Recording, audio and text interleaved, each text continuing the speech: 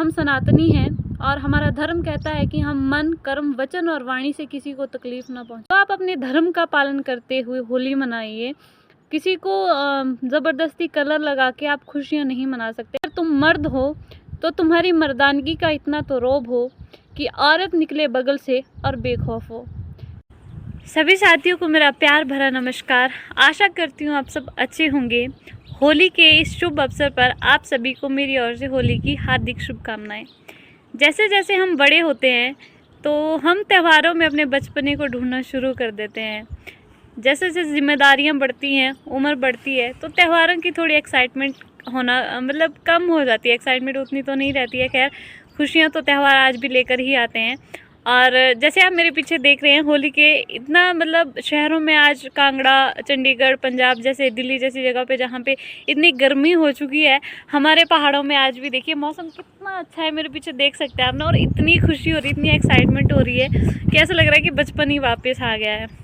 तो बहुत सारे लोग इस थीम को जानते होंगे कि हम जो है वो बुरा न मानो होली है कि थीम के साथ जो है वो रंगोली मनाते हैं और होलिका दहन करते हैं हम बुराई पर अच्छाई की जीत के साथ। तो होलिका दहन का प्रारंभ क्यों हुआ?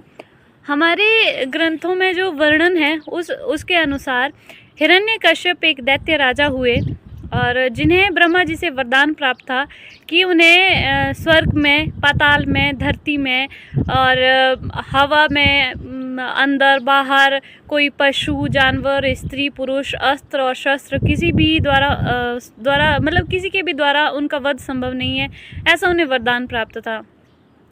तो वो जो मतलब अपने उनका अत्याचार करने का वो था, एक लिमिट थी ना, वो एक्सेस हो चुकी थी उस टाइम पे। तो हुआ यूँ कि उनके घर में भक्त प्रहलाद ने जन्म लिया और जो दानव दैत्य होते थे उस टाइम पे उनका सबसे जो दुश्मनी वाला वो रहता था, वो देवताओं के साथ ही रहता कि वो देवताओं को पसंद नहीं करते थे। स्वर्ग जीतने के लिए बार बार चल पड़ते थे, जीते वो कभी नहीं, खैर, पर वो चलते थे स्वर्ग पर आक्रमण करने के लिए। तो वो श्री हरि को बिल्कुल पसंद नहीं करते थे, अलगाव था उनका श्री हरि से। और हुआ यूँ कि उनके घर में श्री हरि के परम भक्त प्रहलाद ने माता कयादु के गर्भ से जन्म लिया।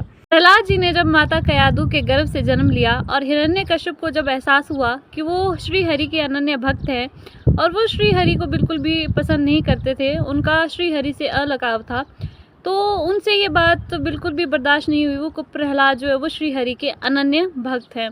तो पहले तो उनकी भक्ति को बंद करने का, उनको रोकने का हर संभव प्रयास किया गया, लेकिन जब उसमें सफल नहीं हुए तो प्रहलाद जी को मारने की हर संभव कोशिश की गई।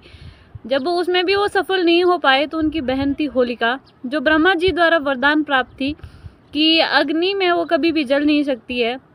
भाई का आदेश पाकर वो बैठ गई अग्नि में प्रहलाद जी को गोद में लेकर। उनके पास एक चादर थी जिसको उड़कर वो कभी भी जल नहीं सकती थी अग्नि में। तो हवा के झोंके से वो चादर जो है वो उड़कर दूर चली गई और प्रहलाद जी बच गए और वो जलकर भस्म हो गई। तो इसी के पर्पज़ से कि बुराई पर अच्छाई की जीत हुई, उससे हम जो है वो होलिका मनाते हैं और जीवन में अच्छे कलर्स आए, पॉजिटिव रंग आए, उसके लिए हम रंगोली मनाते हैं। तो साल में एक बार त्यौहार आता है, आप अच्छे से होली मनाइए, इसमें कोई दिक्कत दोहराई नहीं है, इफ़ बट नहीं है। वैसी एक्साइटमेंट दिवाली के लिए होती है, वैसी एक्साइटमेंट हमें होली के लिए होती है। तो साल में एक बार त्यौहार आते हैं, ज़रूरी है मनाना, मनाइए, कोई दिक्कत परेशानी वाली बात नहीं है। लेकिन हमारा धर्म कहता है कि हम सनातनी हैं और हमारा धर्म कहता है कि हम मन, कर्म, वचन और वाणी से किसी को तकलीफ़ ना पहुंचाएं। और कल मैं देख रही थी बनारस की होली और एक दो जगह की और होली दिखाई गई और उसमें प्रॉपर दिखाया गया कि होली के नाम पे, कलर्स लगाने के नाम पे महिलाओं के प्राइवेट पार्ट्स को टच किया गया, उनका घेराव किया गया, कुछ ऐसे मतलब अजीबोगरीब वो न्यूज़ में दिखा रहे थे। ऐसा नहीं कि कहीं से रील्स देख ली मैंने कुछ ऐसा।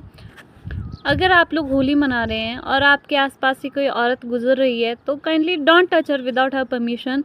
और ये तो हमारा धर्म भी है। स्त्रियों के सम्मान के लिए गर्दनें कटवा दी गई, युद्ध हुए, पर कभी उनके आत्मसम्मान पर और उन पर कभी आँच नहीं आने दी। तो आप अपने धर्म का पालन करते हुए होली मनाइए। किसी को ज़बरदस्ती कलर लगा के आप खुशियाँ नहीं मना सकते, चाहे वो लेडी है चाहे जेंट्स है। मत लगाइए किसी को ज़बरदस्ती कलर, खासकर लेडीज़ का आप ध्यान रखिए। और आपके सामने कोई ऐसे कर भी रहा है तो आप काइंडली उन्हें रोकिए। ज़बरदस्ती कलर लगाना नहीं है किसी को भी, खासकर लेडीज़ को नहीं लगाना है।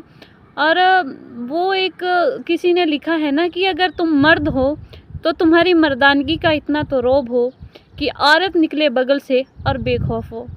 तो इसी के साथ आप खुशियों के साथ होलियाँ मनाइए। अपने मन, कर्म, वचन और वाणी से किसी को तकलीफ़ मत दीजिए और अपने त्यौहार को और उसकी थीम को सर्वोपरि रखिए। मिलेंगे एक नई वीडियो के साथ, तब तक के लिए धन्यवाद, नमस्ते।